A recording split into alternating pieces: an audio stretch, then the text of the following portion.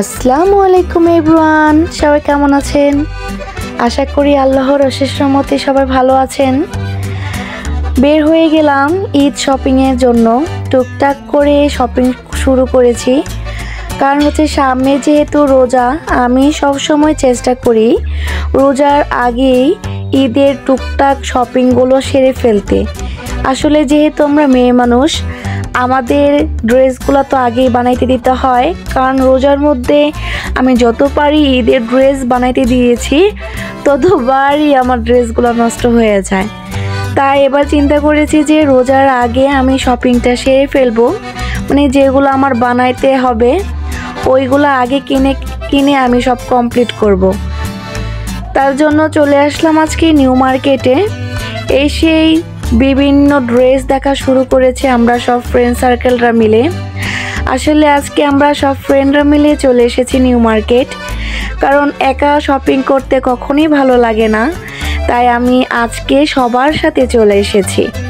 এই যে দেখেন টুকিটাকি যে রেডিমেড ড্রেসগুলা দেখছিলাম, আসলে অনেক ড্রেসই আছে বাট কিছুই পছন্দ হচ্ছে না, বুঝতে পারছি না, অনেকটা সময় লেগে যাচ্ছে আমাদের। আর এই যে দেখেন টু পিস ওয়ান পিসের সাথে পরার জন্য এই যে জিন্সের প্লাজো বলেন, জিন্স বলেন, আমার তো মনে হয় এটা জিন্স না, জিন্স প্লাজো, এগুলাই আমরা নিজের মাপ অনুযায়ী এই যে ভাইয়াটা কাটিং করে দিচ্ছে। আসলে সবারই একটা নিজস্ব মাপ আছে, মাপের বেশি হয়ে গেলে তো ওই ড্রেসগুলো পরতে কমফোর্ট মনে হয় না। আর এই যে থ্রি পিসের দোকানে চলে এসেছি।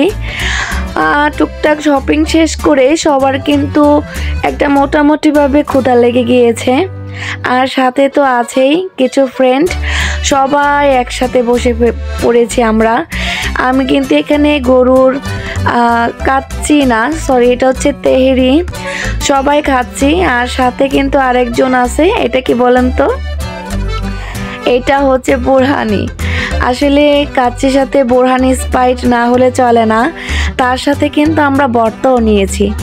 আসলে পোলাও, ভাত, বিরিয়ানি যাই বলেন না কেন, ভর্তা, সালাদ, কাঁচামরিচ, লেবু ছাড়া কি হয়? সব কিছু কমপ্লিট করে বাসায় এসে দেখি অনেকটা রাত হয়ে গিয়েছে। এসেই দেখেন সবাই কি নিয়ে বসেছে এখানে।